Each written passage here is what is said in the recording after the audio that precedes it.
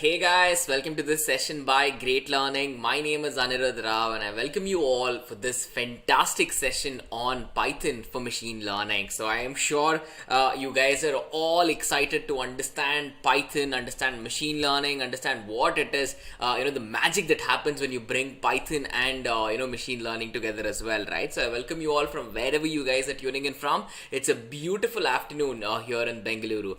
But then guys, before we can go ahead and begin with this session, I want to make sure that everything is fine from our side in terms of the stream itself. So can you guys quickly head to the chat box and just put in a quick yes or a no in the chat box.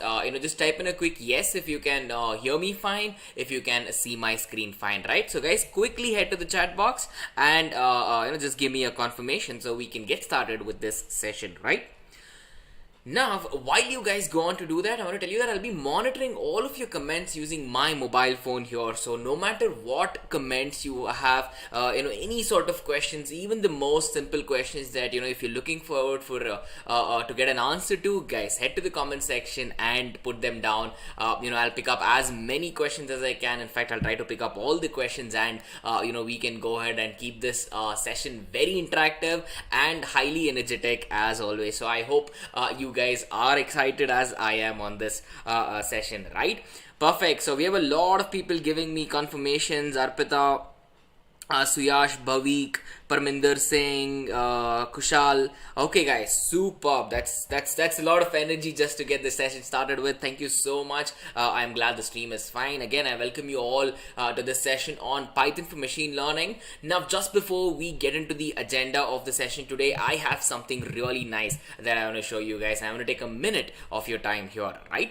So, I present to you Great Learning Academy. Great Learning Academy is a fantastic venture that we have here at Great Learning, where we are providing you access to a lot of fantastic different things. First of all, let me give you a quick perspective of the statistics of Great Learning Academy, right? So this is a portal, this is a place to learn where we have 1 million plus learners who join us from 140 different countries. We provide 1,000 plus hours of free learning material and we get 3 million plus monthly views on all the learning content that we put out here, right? So I want to tell you this about Great Learning Academy. Regardless of where you are in your career right now, be it you're in school, be it you're in college, you're about to graduate and look for a job, or you just graduated and you're looking for a job, or even as a person who's looking to switch your domains, switch your careers up and just getting to your dream job, I promise you that there is something here at Great Learning Academy that you guys can make the best use of. Right now we have multiple career transformation programs, and the best part about Great Learning Academy is the Great Learning Career Path, right? So guys, with the Great Learning Career Path, you have access to so many different career paths across multiple different domains, right? So we have many popular careers, for example, data scientist role, AI engineers role, machine learning software developers role, and all of that, right? Since our discussion is with respect to machine learning, let me quickly click on the machine learning career path, and you will realize that, hey, it's not just a machine learning engineer's role that you can pick up, but you can become an NLP scientist, you can become a software developer in the field of AI and ML as well, right? But then the ML engineer's role is the most common role, so let me just click on that, and you can see we have furnished all the details that you guys definitely want to know at the back of your head. Right now we have somewhere around 18,000 jobs in India. The average salary is somewhere around 10 lakhs per annum. It starts from there and goes all the way to 40-50 lakhs per annum, and we have 3.6 lakh learners who are already enrolled into this programs. We have multiple post-graduation programs, multiple specialization offerings. Again, guys, we're gonna have a complete discussion at the end of this session on this, so I want to make sure that all of you all are sticking around till the end of the session, because that is where I'll have a complete chance to guide you from you guys being beginners all the way to how you guys can become thorough experts in the domain of machine learning, right? But then when you're opting in for specializations, the PG programs and all of that, it is always vital that you have a little bit of foundational knowledge, right? Just to get you up to speed with the domain. In fact, we have multiple courses here that will help you towards becoming a machine learning engineer. We are providing, let me just quickly refresh the page. Perfect. Now we are providing multiple courses, as you can see here, right? Basics of machine learning all the way until we have somewhere around 18 different courses. All of this are absolutely free of cost for you guys. Let me just click on one, the basics of machine learning, a very popular course. We have somewhere around 20,000 people who have enrolled into this particular course. You can check out all the details about the course, the skills that are covered, the syllabus, and of course guys, at the end of it you are going to get a beautiful looking certificate of completion, which is going to add a ton of value to your knowledge base, to your resume, and so much more, right? So if you guys are watching this session, I am sure that you guys will know how much of value a certificate adds, and we are giving you this certificate of completion here absolutely free of cost. This goes for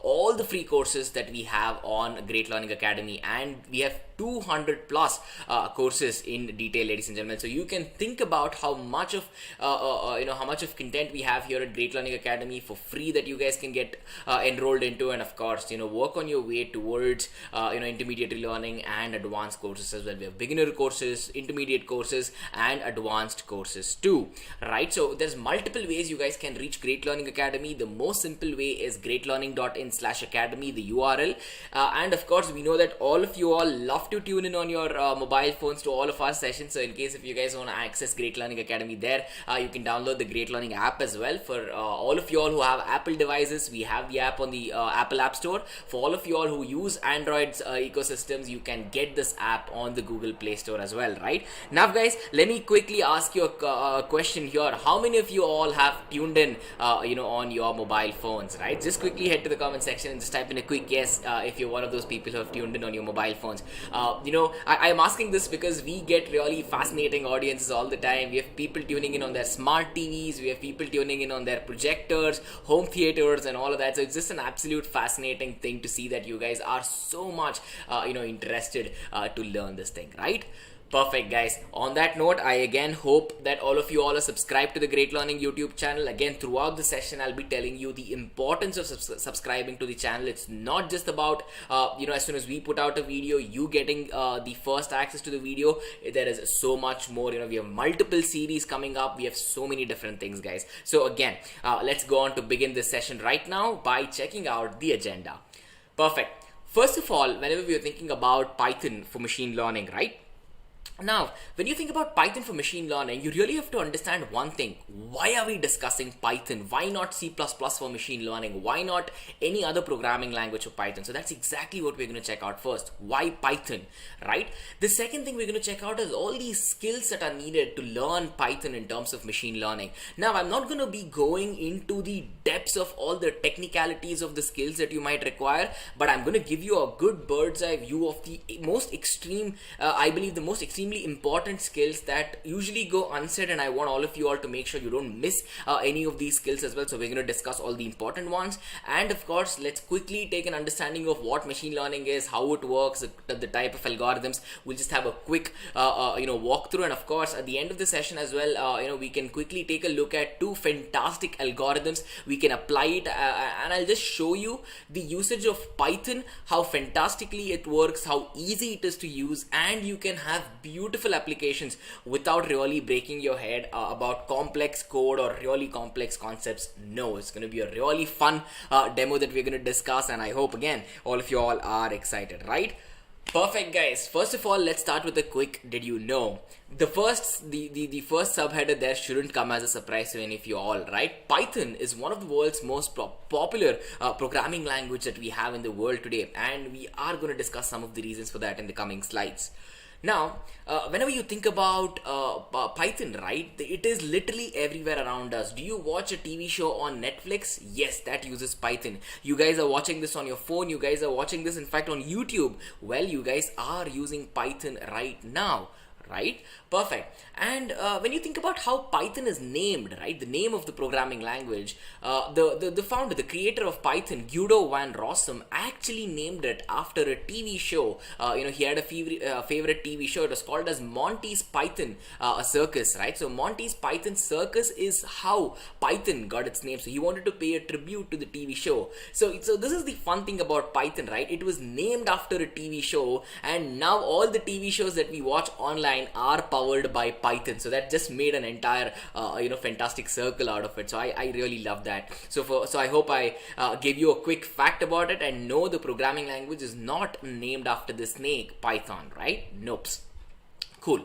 And yes, this is a domain which is extremely popular for data science, and at the end of the day, you do get thousands and thousands of companies across the globe using data science, using a part of machine learning, using a part of Python, no matter in which domain you think about it: sales, marketing, finance, analytics, whatever it is, wherever it is. Python, machine learning, and data science can always be fit to make a process better in all of the existing processes itself. And what does that mean? That means that there is always a constant hiring that's going on anywhere across the world in terms of really high paying jobs. And I'm sure you guys already know this if you've tuned into this, right? If you guys become experts in Python and machine learning, you guys have a fantastic journey ahead, because the salary trends in India and everywhere across the world is just skyrocketing for a machine learning expert right now. And again, if you guys stick till the end of the session, I am going to walk you through about a structured way of how you guys can definitely go from being beginners to complete experts in Python, and of course in the domain of machine learning as well. Right guys? Perfect. Now let's quickly take a look at why one must even go on to learn about Python. The first thing I really like about Python for machine learning is in a way that it is literally purpose built for this. When you have something that's purpose built, it can do things really well. For example, you have a nut and you have the exact same size spanner for the nut. It's purpose built to either tighten or loosen the nut. Similarly, Python is a programming language that is purpose built in a way where it can handle all the requirements of machine learning in a very, very simple manner. You really do not have to break your head with any sort of complex code or really weird logic implementations. Absolutely no. It is completely put in a way, it is built in a way to know that, hey, down the line we might have really powerful computing machines, down the line we might have huge requirements, down the line we might have fantastic applications which require a very nice programming language to work with, and that is what Guido van Rossum, the inventor of Python, did. So he built it in a way where it is really aligned with exactly what we need right now, and that is what makes this programming language a fantastic one, right?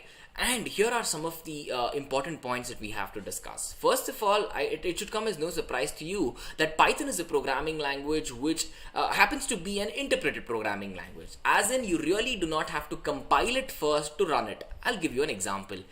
If you are writing a program which is maybe 10 lines of code, and if you have an error on the 9th line, right, the last but one line, 9th line, 8th line, let's just think about it as any line. Now, if that's the case, in a compiler language, unless you clear all those errors, there is absolutely no way your program will run. But in an interpreted language such as Python, no matter the error, if your error is at line number 9, everything until line number 8 will execute perfectly well. Now think about 800 lines, 900 lines, 8000 lines and 9000 lines. In that case, which would you prefer, guys? A compiler oriented language or an interpreted language, right? Just for the sake of having it run without you having to fix hundreds of errors, couple of bugs and all of that, right? So that's the huge advantage here. The second point is Python is a very easy programming language to learn if you have a structured way of learning. But then yes, you do have to put in a good amount of time to learn it. It is not complex, but at the same time, if you get really good at it, the number of job roles that you can open, not only in the domains of machine learning, but also just for Python, is absolutely huge, right? Then look at the third point and the fourth point, guys. The third point talks about how Python is built for dynamism. Now, when I say dynamism, it's the thought of what happens in the future. Today, we have so much of data and so much of computing power, but will Python become obsolete maybe 5 years down the line, considering that there is a lot more data and a lot more computing power? The answer is absolutely no, because Python, way back from when it was invented all the way to today, it's just ramping up and it's just getting better and better. There is no stopping Python. And of course, when you take a look at it, the last point is, yes, it's an open source programming language. You really do not have to pay the people at Python, the community at Python, to use it. It's absolutely free of cost, right? Now, since we spoke about dynamism, guys, here's a quick question for all of you all. Can you guys quickly give me an answer to this, right? Here's a quick quiz question for all of you all. when was Python created? What was the year in which Python was created? Let's see who heads to the comment section and gives me the answer, right? Perfect, guys. Come on. I'm waiting for all of you all to head to the comment section right now and give me an answer to the question. In which year was Python invented? It wasn't discovered, it was basically created. So in which year did Guido van Rossum create Python? Head to the comment section and let me know. And while you guys do that, let me explain 4 more points of why Python is a fantastic choice for machine learning. First of all, it gives you access to a huge library of,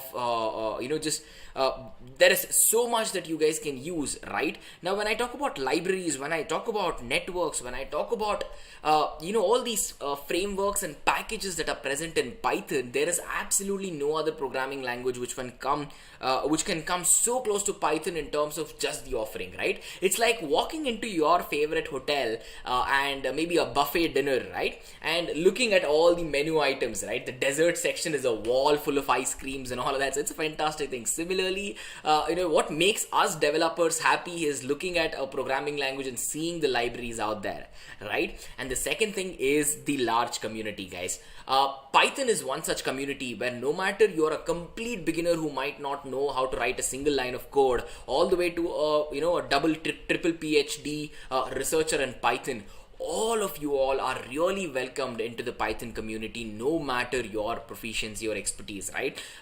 If someone wants to ask really basic questions about Python, it is always obliged, guys. It is always looked upon, right? No one will ever look down on you because you do not know the language yet, just because you're a part of the community. Absolutely no. It's really friendly, and I want all of you all to be in on this community. And since you guys are very serious about learning Python for machine learning, I'm sure I am just confident in all of you all that you guys can you guys have in fact all the capabilities to be a part of this community already to get started with, right? Perfect. The third point is how easy it is to read in terms of a syntax. Python is very, very, very easy. If you guys know how to read English, write English, it is more than enough. Because if you compare things in the programming languages of C, C++, if you look at a program, there's a good chance you will absolutely not understand what's going on as a complete beginner.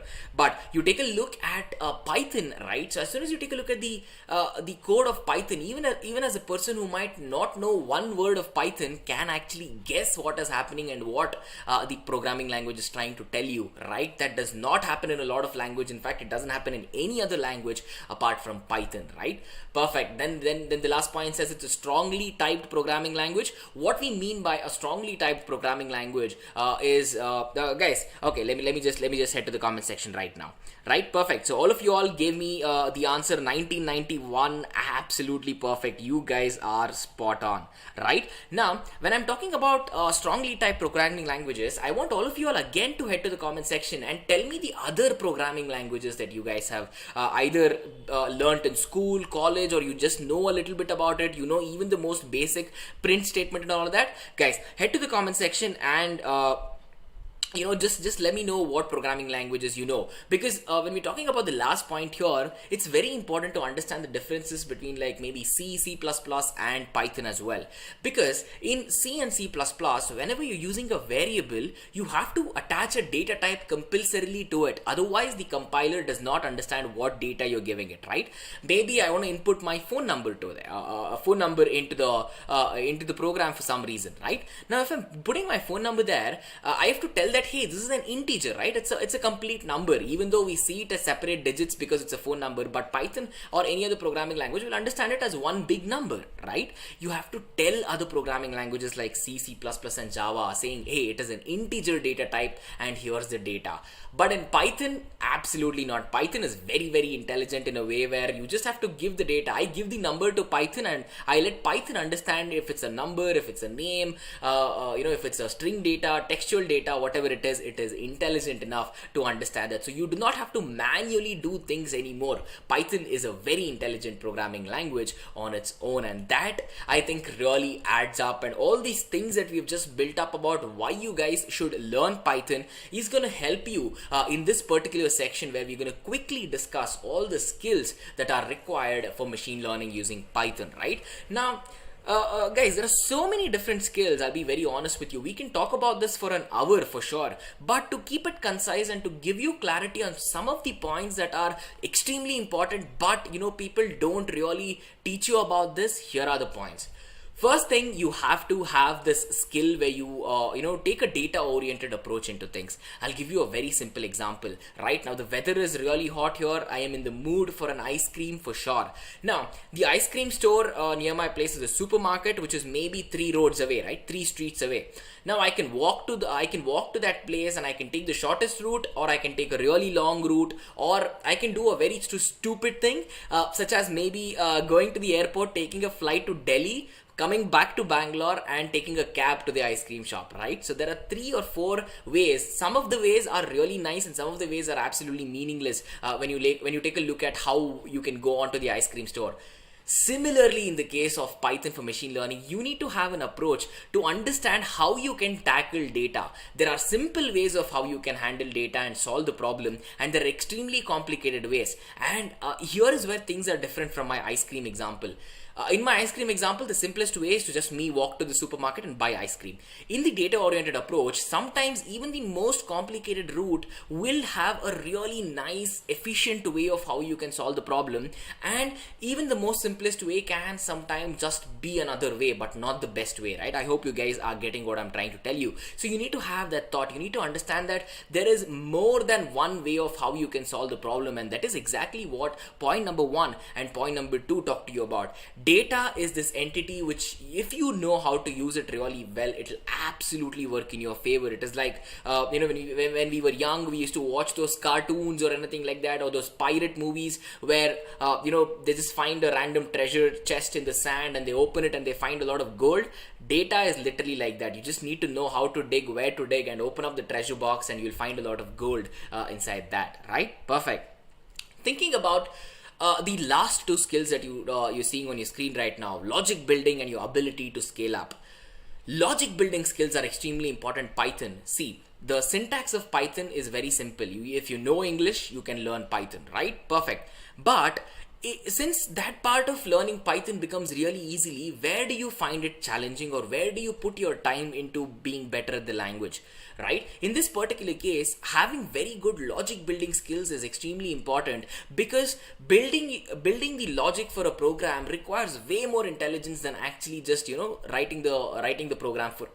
Logic requires thinking, logic requires creativity, logic requires innovation.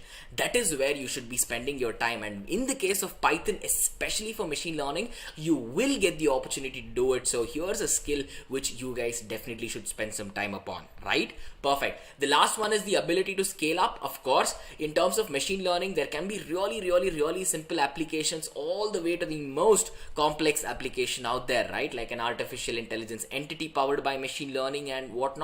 In that case, again, you have to have the capability to know that today I am learning something small. Today I am getting started with it in a fascinating way. Down the line, maybe a couple of weeks or couple of months from now, I want to be working on really complex projects. So to get from here to there, it's just like running a marathon. You guys require practice. You guys need to know, you guys need to find the limit and push the limit in terms of your learning. That is how you get better really quick and in a structured way. And if you do this maybe for the next 2 or 3 years right now, let me tell you this, your entire career after that is going to be really beautiful if you love programming, if you love Python, and if you love machine learning, right? Perfect, guys. Now let's take a quick look at machine learning itself so that we can get to the demo part and we can have a discussion there, right? So machine learning. Now, when we say machine learning, what do we mean? First of all, machine learning is an art, in my opinion, guys. It's a way we use to teach the machines to do repetitive work for us, right? First of all, it acts as an extremely important bridge in terms of us and artificial intelligence. To get to artificial intelligence, to achieve a good amount of AI, we are already achieving a good amount of AI in today's world, but it's absolutely nowhere as close as what the fictional movies show us, right? So to get get to there, it's very important that we have machine learning, without which it's impossible, right? Now, what is the goal of machine learning? The goal of machine learning is to make sure that machines can understand data, first of all, and second thing is that they can do some of the work for us in a way where we do not continuously keep teaching it, right? So we teach it once and it has learned something new, it understands something, and it can give us solutions based upon that. So do you guys agree on this? This is what machine learning is, correct? Perfect. Now to do that, it is going to require a good amount of data. So where does the data come from? Whenever we're considering data sets, whenever we're considering use cases, projects, mini projects, or whatever it is, you need to have some sort of data to work with that. That is where the data sets come into the picture. Data sets are basically structured sets of data that's been put into an Excel format, maybe a CSV format, so that it's just put in a structured way so that you can handle it easily and you can convey it to your machines easily. That is as good as a data set can get. We're going to discuss this, we're going to check this out practically, in fact, right? Just before that, let's quickly brush up upon the different types of machine learning. Guys, do you know the different types of machine learning that we have out there? We have three types of machine learning. It's supervised learning, it's unsupervised learning, and it's reinforcement learning, right? Now, with respect to all these things, the way they work is really, really fantastic. The way the machines learn using these three types of learning is very different, right? Now, without adding to more of your curiosity, without adding to the build up, let's just get to the facts and let's understand supervised learning in just this slide, right? I'll try to explain it to you in a very simple fashion. Now, ladies and gentlemen, in terms of supervised learning, when we present data to the machine learning algorithm to learn, we give two important things. In case, let's say we're just doing some sort of image classification, right? We want the machine to understand what flowers looks like, what dumbbells look like, and what car looks like. In this particular case, I give the image of the flower, the dumbbell, and the car to the machine learning algorithm, and I tell the machine learning algorithm what it is. That is why I have a label here, right? So I am naming it. I am telling the machine that, hey, this is a dumbbell for sure, this is a car for sure, and this is a flower for sure. Now you might be confused as to why we are doing this. Can the computers figure it out on their own? They can, but not in terms of how supervised learning works. In terms of how supervised learning works, because see, if you directly compare it to what we know, even if I just hide the below text here, you will know that what I have is a dumbbell, you'll know what I have is flowers, a couple of leaves, and a car, right? Because why? You have been trained right from your childhood to look at a thing and know what it is, right? So this is not the only car that you have seen. This image is not the only car you have seen in your life. Let's be honest, you've seen millions of cars around you. This is not the only dumbbell you have seen, nor this is the only flower you have seen. But when I show this to my machine learning algorithm to learn, these will be the only things that it can understand, even though it probably has seen a million other cars as well, right? So we give it the data, we also tell what the data is, and the next time we give it pictures of a new car or a new flower or anything like that, it can use the learning it has done on the existing set of images of cars, flowers, and dumbbells to understand the new ones. That is how it learns in supervised learning, right? Perfect. First of all, we know that machine learning is a part of data science. So it's first data science, it's machine learning. In machine learning, we have three types of learning: supervised, unsupervised, and reinforcement learning.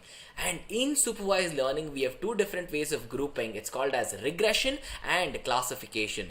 Regression is a fantastic concept which is very popular in terms of weather prediction as well. So basically, in the concept of regression, we are trying to predict something that's going to happen in the future by making use of past data, right? Right now, on your mobile phones, if you just say, hey Google or hey Siri, what is the weather like tomorrow? It will tell you an answer, right? It can predict what's the weather like tomorrow. That is where regression is used. The next thing is classification. Classification is literally that if I give you 2 apples and 2 oranges, and if I mix it and give it to you, if I ask you, hey, can you just split this out based on what fruit it is? You'll keep all the apples to the left side, you'll keep all the oranges to the right side, right? That is simple classification, and these two are really important for supervised learning. But what happens in the case of unsupervised learning? In the case of unsupervised learning, As you can see, it's a similar slide that we discussed, but we do not have labels anymore. We do not have anything that is telling my machine that this is a flower, this is a dumbbell, or this is a car, correct? So what is the goal here? The goal here is for the machine learning algorithm to actually figure out a structure, a hidden structure that is present in the data, so that it can look at it and can be like, okay, so I see these wheels, and I don't see a lot of wheels. You don't see wheels on maybe a flower. You don't see wheels on you don't see a car like chassis structure on a dumbbell, right? So it understands that, hey, okay, so if it looks like this, it can be a car, right? That is unsupervised learning. It just uses bits and pieces there to have a big picture and understand the structure of the data, rather than me telling it, hey, here's a car, now take a look at another car and tell me if it's a car or not. That is supervised learning. But if I just show it a picture and ask, hey, what is this? If it gives me an answer, it has successfully used unsupervised learning to give me that answer. Correct? Perfect. Now guys, in unsupervised learning also we have two different deviations. We have something called clustering and association. Clustering is again a very simple example, very similar to classification. Here if I give you two ripe apples and two unripe apples, right? Unripe apples are what? Green in color, ripe apples are beautifully red, right?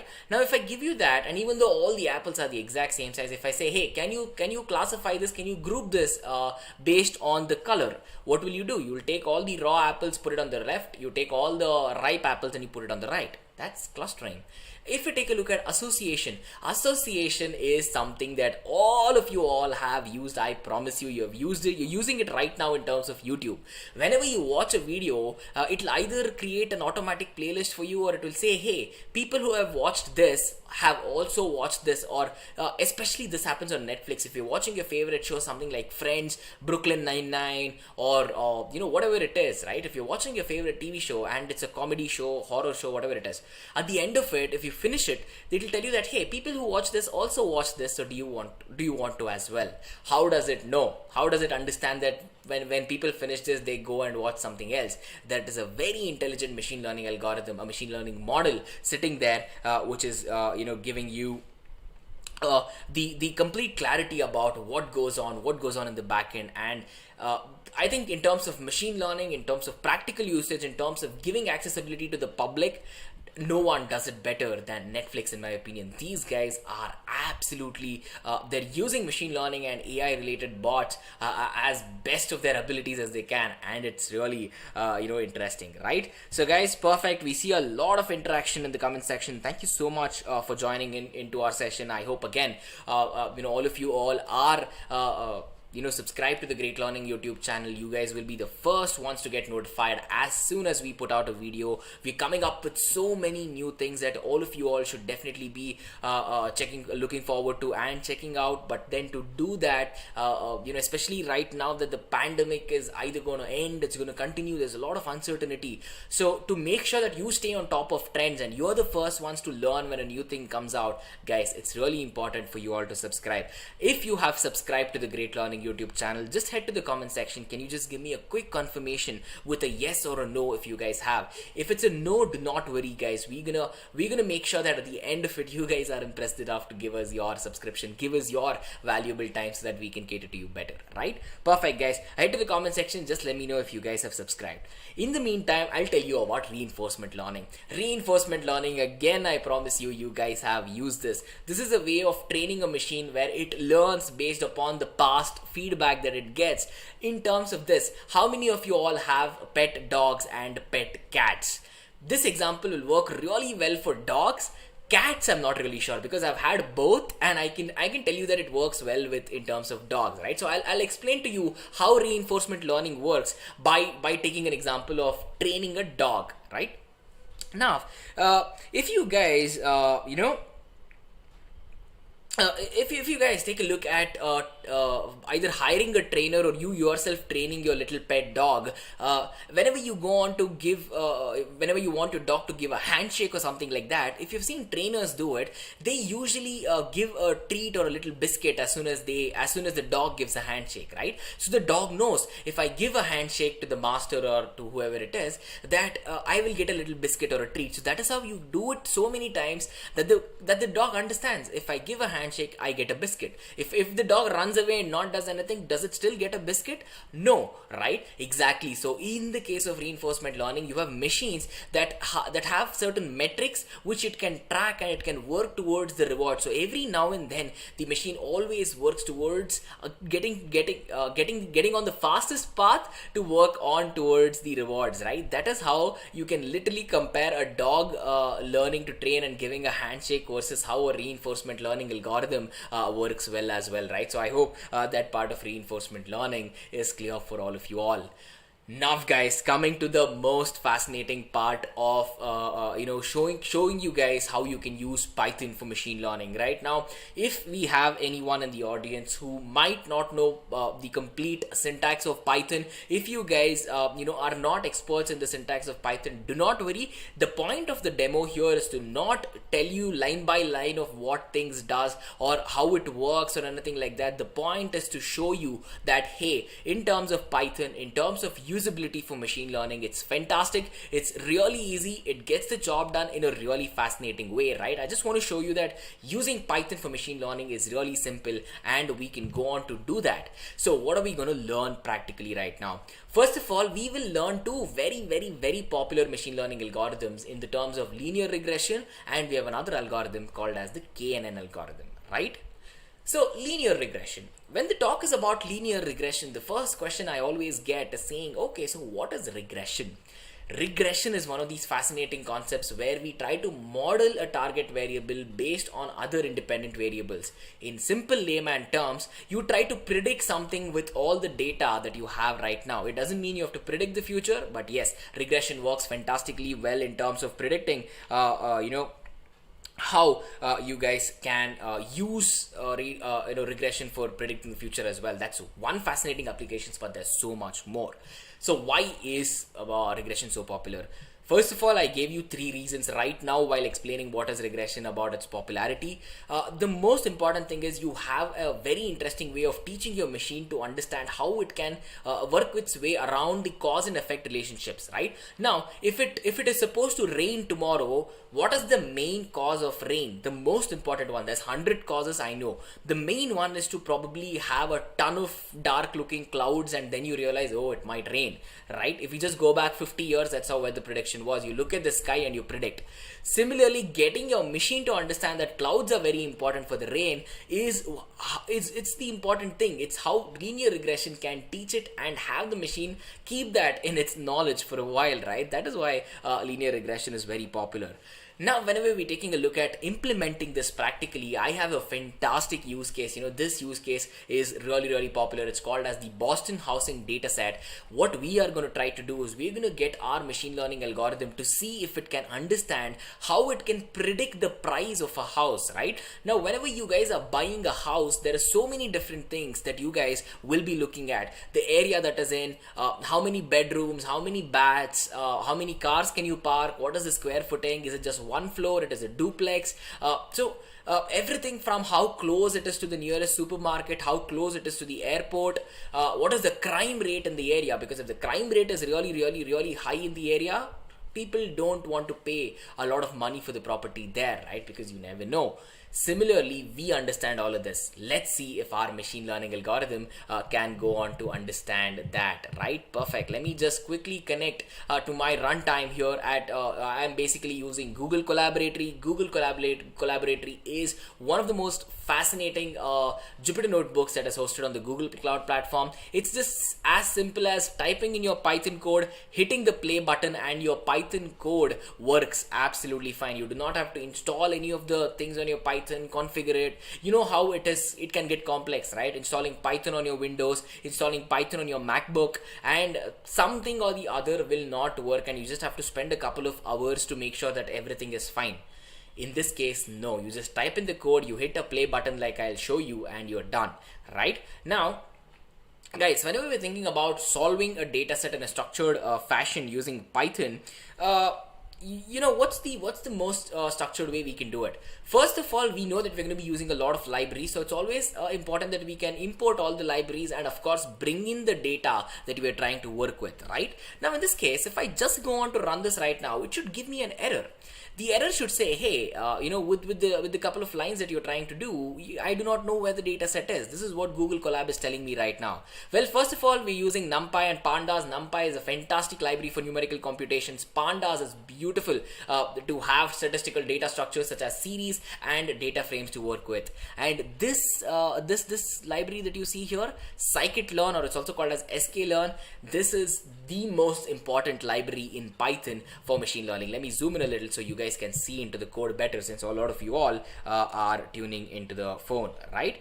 Perfect, guys. Now, an important thing here that you really have to understand is that it gave me an error. Why? Well, it does not know where the data set is, right?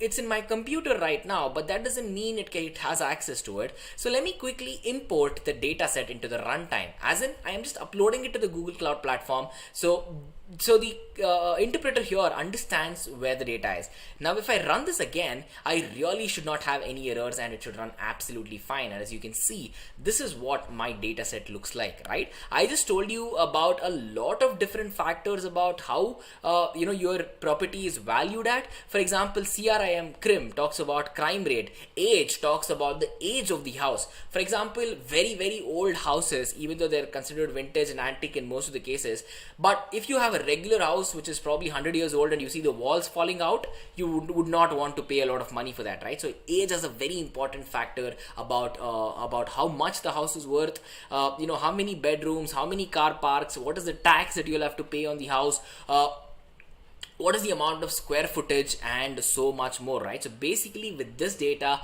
we are just trying to identify all the features and see which features have a very good amount of impact on why the house price can either be so high or so low. Sometimes you look at a house and you're surprised, okay, so why is this so much, does this cost so much, right? Something like that. Now, the most important step in terms of machine learning, not just Python, anywhere else, is to make sure your data is pre-processed. Now, when I say pre-processed, what I mean is that if your data has empty values, if your data has incorrect values, your machine learning algorithm can get confused in a fascinating manner. It's like, we know what it is. We know what a car looks like. We know what a dumbbell looks like. But if I change it around and teach my machine incorrectly, even though it's not my fault, it's just that the data was mixed up, it will learn things incorrectly. So you have to be very, very, very careful with the data that you feed, and you have to not only feed good amounts of data, but also high quality amounts of data. So with pre-processing, basically I'm just trying to check with all the individual columns out there to see if there are any empty values that might confuse my machine learning algorithm. Thankfully, there are no empty values here, so we are good to go, right? So I just try to add up anything. If there were any empty values, we would either get the number of empty values there in that column so that I can go and fix that, right? Now, the next thing in terms of what you do for machine learning is a very simple thing. I'll give you an example. So if you're a person who's in school or college right now, you will have examinations, I'm sure. That is how you'll be evaluated for your performance, right? So you have a textbook or you have a couple of notes that you use to learn, and then once you go on to the exam, you'll have questions that you'll have to answer and showcase to the teacher or the school or the curriculum that you have learned something, that you have understood something. That's the point of learning and examining and evaluating yourself, right? In the case of machine learning, if we just give 100% of the data for the algorithm, there is no test, right? So if you were in your college examination right now and I hand you a textbook and say, hey, here's all the answers, just copy it down from there to there, you're not learning anything in that way. You're just copy pasting, right? So we have to split the data so that there is a certain amount of data like a textbook which the machine learning algorithm can use to learn, and another small amount of data which I'll be using it to examine or evaluate if it has learned anything like that.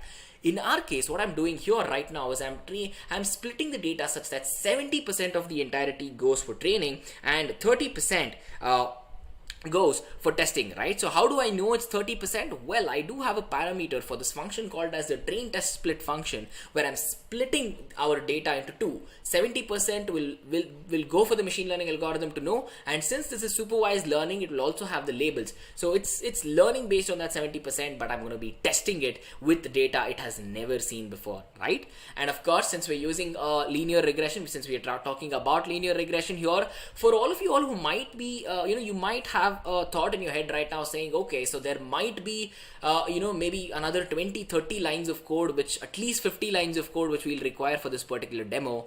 The answer is absolutely wrong. Whenever you take a look at line number 4 here, right, the linear regression example here, the linear regression example here basically talks about how, you're trying to implement linear regression itself, and then we're going to be passing it all the training data, the 70% of the data that we just split out for it to learn. We're going to be handing the data in terms of, we call it model fitting, right? Now, once the model has trained, what is the next important thing to do? Once you have learned, what do? You go to the college, you give your examination, right? Exactly. That is what we call as prediction. Prediction is basically me giving it the testing data, me giving it the data it has never seen before, and finding out if it can learn something or not. Now, as soon as I click play, just these 3 lines of code. Okay, so we haven't split the data yet. My bad, right? So I just explained it to you. I didn't run the code. Now it should work fine.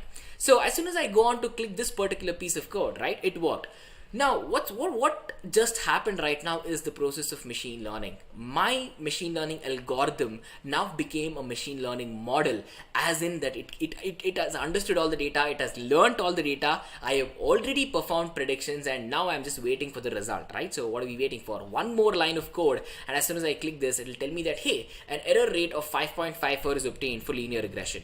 Now, at this moment of time, there's a concept called as mean square error, and there's so many concepts here which you may or may not know. To simplify this, let's just say that the number that you get whenever you see errors in anywhere, and of course in the case of machine learning, the number has to be as low as possible. In this particular case, for linear regression, we have an error of 5.5, right? Fascinating. But what we are going to do is we are going to take up the same data set. We are going to take up the same Boston housing data set, and we are also going to use our KNN algorithm for it, and to see which works better, the KNN algorithm or the linear regression algorithm, right? But then before we go on to do that, we need to have a quick introduction to what the KNN algorithm is, right? Okay, I see that the comment section is absolutely blown up. Thank you so much, guys, for keeping it very interactive. I see a lot of regulars here. Mayuk has joined us. Kashyap Pandu is here. I see Harshit having a lot of giving us a lot of insight in the comment section as well, right? Okay. Okay, guys, that's really nice.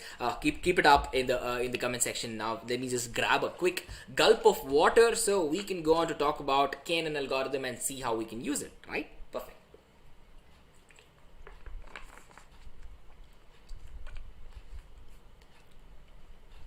And guys, let's make sure that we are keeping all the discussion that's happening in the comment section with regard to machine learning and with regard to Python, right? Perfect.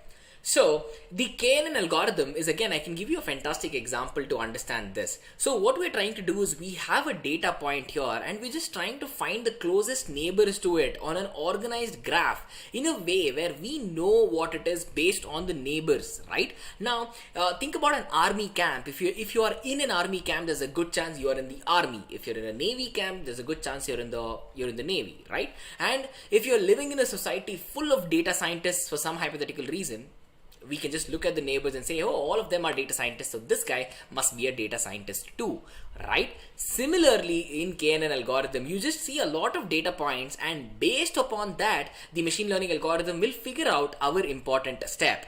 I'll give you a very good example to understand this, right? First of all, let's try to see if we can predict if a person is a male or a female just by having their height and weight data. We do not know what the person looks like. We do not know if the person is male or female. We just know the person's height. We know the person's weight, and we want to predict if they're a male or a female, right? So to go on to do that, I have 6 or 7 data points here. I do have 4 male data, their heights and weights, and of course 3 female data points with their heights and weights. Now I'll do a very simple thing. If I just look at this data set, I'm like, well, okay, I see some heights, I see some weights, I see the gender. What's the big deal? But let me go on to plot it on a graph. Now what happens as soon as I plot this on a graph? All the green circles that you see right now here are all the male population. All the purple triangles that you see, the pink triangles, these are the females, right? Now it's basically height on the y-axis and weight on the x-axis here. Now, in this particular case, it becomes very interesting for us to see that, hey, there is a sort of grouping that's happening, right? In this, guys, this is a hypothetical example. Let me be clear on that again. Here you'll see that comparatively to all the females, the males have a higher bit of height and a bit of weight as well, right? So in terms of weight and height, the females in this particular data set are a little low. That's not a bad thing. That's not a good thing. This is a hypothetical data set.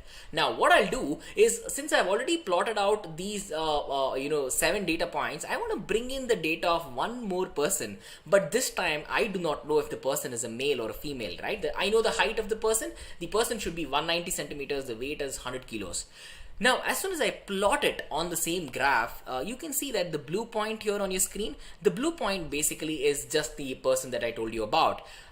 If you take a look at it, can you guess if this person is a male or a female right now, even though you might not know how KNN works? If you take a look at this, can you guess, right? You can literally take a look at this and say, hey, I think this person is very close to the males. The nearest neighbor to this particular new data is male, so I definitely think that the guy is a male, right? Simple. This is exactly how it works in terms of KNN as well. The K that you see in the KNN algorithm basically is a number trying to tell how many nearest neighbors of connects or contacts are you looking for. So in this particular case, if I say K equal to 3 in the KNN algorithm, what I'm basically trying to say is find me the relationship between the 3 nearest neighbors to the data point through which I can understand if this person is a male or a female. Now here all 3 data points are coming in from males, so my machine learning algorithms looking at this can say, hey, I have a good chance of predicting that this data you've given to me is that of a male, right? But why K equal to 3? Let's take K equal to 5 because we only have 4 guys there. If K equal to 5 is taken, you can see that the nearest neighbors are of course the 4 guys, and there's one female that's close as well. But if you take a look at this, you will realize that what is the majority of nearest neighbors out here, males or females? Males. That is how we can look at a graph and understand this. But teaching the machine learning algorithm here, this exact thing is the goal, right? Perfect. But why did we take K equal to 3 and K equal to 5? Why do we not take even numbers? Well, it's just a very important common practice that we have is whenever we go on to do binary classification, right? Male or female, yes or no, true or false, anything that has 2 outcomes and just 2 outcomes, that is where we prefer a value of K. In terms of how KNN works theoretically and in terms of how you see it work practically as well, if your K value is odd, it works fantastically well in a binary classification or a binary comparison situation, right? Perfect. Now let me again get back to Google Collab and we're going to have the same data set and we are going to run the KNN algorithm. The best part about here is most of our code is the same. We have already looked at this particular piece of code. This is literally the same that we just checked out in linear regression. So I'll just run that. Similarly, pre-processing the exact piece of code we already checked out, and we didn't need to pre-process it, thankfully, because our data set was pre-processed. And again, the next line is also the same, where we are trying to split the data in terms of 30% for training, 30% for testing purposes, and 70% for training purposes, right? Until now, the code has been absolutely the same. Now, these 3 lines of code that you see here is what is different in the terms of KNN.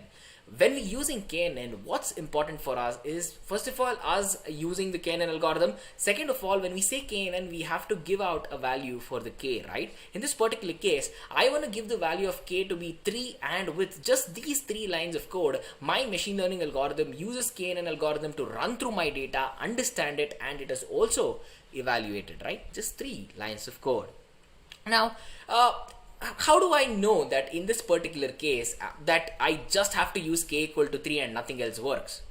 I'll be honest with you, I do not know that. So to just use a lot of K values in a way where I can understand what is the value where my error is the lowest is the best way to go. So what I've done here is I've basically created a for loop where I'm training the model multiple times, and since this is a very simple data set, it hardly takes any time, right? In this case, for K equal to 1 all the way to K equal to 49, I want to find out where my error is the lowest, right? What's the lowest number that you can see on your screen right now? I see the lowest number is 7.0040, right? This is literally the lowest number. It's in the ascending order in most of the cases, so you just have to look at it and you can figure this out, right? So what I understand here is that if I use k equal to 4, my error is at its lowest, which means that the ability for the machine learning algorithm to figure things out is way better in this particular case, right? So again, let me just go on to print the KNN error for you, and you can see that the error value is 7.014 on the same data set using KNN algorithm. But what was our error rate when we used linear regression? I remember it was 5.54, right? Look at this, 5.54. So if I have to ask you guys this question right now, saying guys, in the case of using linear regression or KNN for the Boston housing data set in this particular example, what will your answer be? Your answer will be that, hey, just use whichever one where the error is the lowest. The error was lowest in linear regression, and through this example, in fact through these two algorithms, we can understand that for this particular data set, linear regression works fantastically well, right? That is another adventure you get in terms of Python, another huge advantage here, especially where you can just use multiple machine learning algorithms and run it through the same data, just keep tuning things in and out, just tweaking things, find out which works the best, and later you can use that best algorithm which performed really well, and then maybe build upon your product, build upon your service based upon that, right? Perfect, guys. So with this, I hope we understood that using Python for machine learning does not require hundreds if not thousands of lines of code to do something as simple as having our machine learning understand the Boston housing dataset and perform predictions for us. So I hope that part of it is clear for all of you all. Right? Perfect. Now, after this, I am sure you guys are very curious about where you can go on to learn further about machine learning, right? My first advice to all of you all is to make sure you are not overwhelmed with all the data that is present online. If you take a look at it, if you do a very simple Google search that says learn machine learning, or maybe machine learning tutorial, something like that, you will be given millions of results by the time I just did that, by the time I snapped my finger, right? So it's a good thing to have so much of data to learn from, but it can also be a curse if you do not know to have a structured way of learning, right? Without having a structured way of learning, it is very difficult, because it's like me just taking you to the middle of the ocean and dropping you off there and saying, hey, can you swim back across the continent, right? No, it will, you might drown. In this case as well, that's the exact same thing. I do not want all of you all to drown, as in I do not want all of you all to learn something new, start learning something fascinating as machine learning, but you do not know how to learn about. You just start learning bits and pieces from everywhere. It will get confusing. You cannot go to even the intermediary level if you go on to do that, and eventually what you do is, hey, machine learning is difficult for me, I'll just quit. Right? I don't want all that to happen for all of you all, and that is the reason why I keep urging all of you all to make sure that whenever we have these live sessions, that you guys tune in, right? To do that, you would definitely have to be subscribed to the Great Learning YouTube channel, and if you haven't subscribed, take a second to subscribe, guys, because it not only just gives us a lot of your support, but also it gives you a chance to have discussions with us experts here, right? The biggest advantage you get here at Great Learning is, first of all, we really provide high quality as possible of content for all of you all to learn. The second thing is, we make sure that your learning is structured. The third thing is, not only all of this, but we also align your learning exactly with what is required in the industry, right? Now, I am sure some of you all might have been in a situation where you have learned a lot of things in college which you might never use in your job. So you have to relearn things and you have to learn new things, right? With the case of Great Learning's content delivery in terms of what we have here on YouTube, Great Learning Academy, or even our specialization courses, we always consider the fact that, hey, this should be really useful in terms of a person, even though he or she is an enthusiast, that if you are also applying for a job using the knowledge that you're taking away from this video, that it should help, right? This is exactly the thing. We are subject matter experts, not only me, but we have a lot of subject matter experts here at Great Learning. We ensure that we align your learning with what's required. We know how the industry works. We know how best we can put out content for you guys to learn, and once you bring those two together, who do you think is the winner here, right? It's you guys. And that's the reason I keep urging you guys to subscribe to the Great Learning YouTube channel, because again, that is a very important pipeline for where you guys can get more free content to learn about machine learning, right? First of all, you guys definitely should be checking out Great Learning Academy. It's a fantastic place. We have 200 plus courses there for free access. You can take a look at the Great Learning career paths. It's an absolute fantastic thing, and I'm sure you guys will be fascinated by it. And with Great Learning YouTube channel and Great Learning blogs, you guys can go on to up your learning to a very good extent, in a way where you guys can go from being beginners to an intermediate learner, right? But then it always comes to the point where people ask me this: hey Anirudh, how can I become a complete expert or a thorough expert in terms of machine learning, right? Not only machine learning, I get this question for a lot of other domains as well. But since we're discussing about machine learning, it just becomes very, very important for me to take a minute of your time here to guide you about, these fantastic specialization programs that we have here in terms of Great Learning, in the domain of machine learning, right? As I told you, we are providing multiple post-graduation programs, and of course, we are collaborating with some of the best universities in the world out there: Stanford, Northwestern University. We have MIT, IIT Madras, IIT Roorkee, and so many other universities and colleges, right? Now, first of all, you are looking at our fantastic program here. It's basically our post-graduation program in artificial intelligence and machine learning. This is a 12-month program. So you'll be learning this particular course for 1 year. This is completely online. You have, this is basically a mentorship-driven program. It's not only that you have the top faculties in the world teaching you about machine learning throughout the 12 months of your online learning, but you also have mentors who will be helping you, who will be hand-holding you across working on these projects and whatnot, right? We have 8,000 plus career transitions from all of our learners. We are tied up to 400 plus hiring partners for this program, and of course we are provided with the statistics from the learners saying that, hey, we have somewhere around a 50% average salary hike after we completed the program. So how fantastic is that, right? Thousands of careers. We have 8,000 plus people who are affected in a fascinating way by this program, right? So to go on to know about this, first of all, you have to understand this is an online program, so you can learn anywhere, anytime, at your convenience. Learn at your home,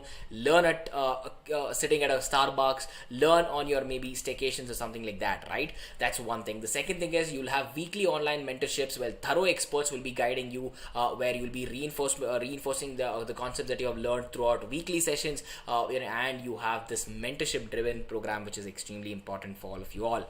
And then whenever you're learning these professional concepts, your network is extremely important. So you will get to interact with your peers to grow your professional networks. You can learn from each other, challenge each other, and it's just basically a fantastic community where everyone has the single goal that they want to become experts in these concepts, right? So you get two fascinating certificates from one from the University of Texas at Austin. Yes, this program is made in collaboration with the University of Texas at Austin, and they are ranked number 6 in terms of business analytics as well. And if you take a look at it, the certificate looks absolutely fascinating. It says that you have completed the post-graduation program in AI and machine learning, right? And not only one certificate, you get two. The other certificate is, again, a very nice looking certificate, a certificate which has so much value in today's highly competitive world. It's from Great Lakes Executive Learning, which says you have completed your post-graduation program, right? And whenever we're discussing about the curriculum, I do not want to get into the details, but I just want to tell you this at this moment of time, that this curriculum is extremely well thought of. It's taken a lot of research by a lot of experts from the University of Texas at Austin, IIT Bombay, and a lot of AI and data science and machine learning experts to build this curriculum where you guys can learn really well, right? So everything from the foundations throughout the end. As you can see, you will have multiple projects, you will have multiple quizzes there, and you can find out a little bit of detail about what you're going to be learning, the modules, the sub modules, and all of that, guys. And you have additional modules as well. As you can see, this block will basically talk to you about everything that's required in terms of exploratory data analysis. That is what EDA means: time series forecasting, model deployment, reinforcement learning. So everything that we discussed thoroughly, you guys will be thought on this, right? And at the end of it, of course, first of all, you'll have multiple hands-on projects you'll be working on. You'll have a capstone project. Capstone project is basically where you guys will have the industry experts guidance who will be they will be doing everything from introducing you about everything there's to know about Python, all the way to make sure that you guys can finish your project successfully, so that you can earn your postgraduate certification, right? That, along with career assistance in the terms of resume building, mock interviews, one-to-one mentorships, and access to career fairs as well. So a lot of languages and tools are covered in this program: Python, NumPy, Keras, TensorFlow, Matplotlib, scikit-learn, and many other libraries in terms of Python as well. You can see that all these are some of the hands-on projects which you can in fact download the entire project list.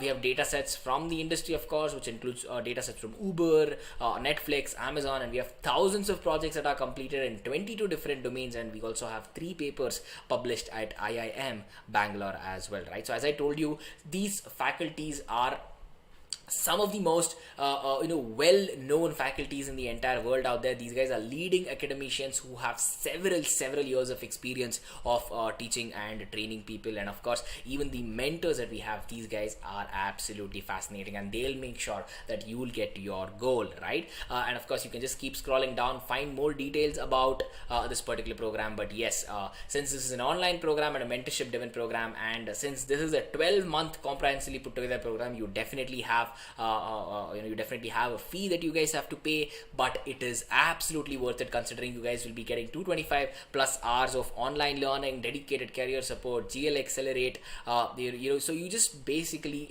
get a lot of value for your money. In fact, I definitely want to say that being a part of the edtech scene for all of my career, this program definitely gives you the highest return for your investment, right? But then yes, to get to that, you have an application process. So I highly suggest you guys head to the website right now. You can finish the application process. There's a simple form that you guys have to fill, and after which you'll get a call from our admission director's office, and you can find a section where we have complete questions in depth that's going to answer about any questions that you might have. What kind of learning assistance will be there? How do you get access to the learning material? Anything about the course, financial assistance about the course, right? So we have multiple tie-ups in terms of HDFC Credilia, Zest Money, Eduvance, liquid loans, and all which they definitely will help you get your education loans, right? And of course, it's not only this, we have multiple other programs. We have MTech programs in data science and machine learning, and we have multiple other specialization courses as well, guys. But then to get to this point, I am sure that you guys want to understand if this program is right for you or not. You want to understand how much this program will help you, and there is so many questions that you guys will have in terms of machine learning, your career, in terms of Python and all of that, right? To make sure that you get answers to all of your questions, just scroll down to the end of the page. I am sure the person moderating the chat right now will give you the PG program link there, the exact link to the PG program that I'm showing right now. So that way you can just scroll down, put your name, put your email address, number, and your years of experience down here. So that way we can have an expert from our office giving you a call. You can ask all of your questions. So from our career assistance team, from the admission office team, these guys are experts. They can guide you about which program would be the best for you, what works well for your career goal, how can you get from where you are towards your career goal as well. All of that, again, we will make sure our expert will call you to give you all that info. But then to get to that, you guys should put in some of your details, such as your name, email, mobile number, and of course your years of experience. If you are a fresher, don't worry, you can just put 0 as your years of experience and hit submit. And definitely if you guys follow through with this PG program, I am confident enough that all of you all can work your way towards becoming experts in terms of machine learning and a lot of other domains, guys, right? Perfect, guys. On that note, we have come to the end of this session. As always, you guys are an absolute treat to be teaching on. You guys kept it really interactive. The comment section was absolutely amazing. You guys were asking really questions. You guys were helping each other learn, and I think that is very important for all of you all to do. And to do that, again, you guys have to be subscribed to the Great Learning YouTube channel, right? It not only shows us support, but at the same time, it also shows us that, hey, if you take a second to like the video, or if you take take a second to subscribe to these videos. We know what exactly that you want to learn. So going ahead, we can create just those videos, just that content for you to make sure that we can give you the highest quality of learning material and you guys have access to it for learning, right? So guys, if you did like this session, do take a second to hit that like button. It will mean a lot of support to me and of course to Great Learning. And with this, I wish you all well. I hope you guys have a really nice day ahead. And guys, the pandemic is not yet over, so make sure you guys are wearing your mask. Make sure you guys are maintaining social distance. Let's do our best to make sure that we bring an end to the pandemic, because at the end of the pandemic, if you guys start preparing right now for your careers, everything in terms of data science, machine learning, Python are just gonna shoot up in terms of trends. Thousands and thousands of jobs will be in fact, thousands of jobs are being created as we speak, even though people thought that we would see a downtrend in the pandemic. But imagine after COVID ends, right? Everyone is rushing to make sure that they get their dream job and all of that. But to make sure you guys can get ahead of the competition, I really hope that this session was one of the sessions that definitely helped you to get to that point, right? On that note, guys, I wish you all well. As I just mentioned, have a fantastic day ahead, and I'm more than excited to meet you guys again on the next one, right? Thank you so much for tuning in, guys. Cheers.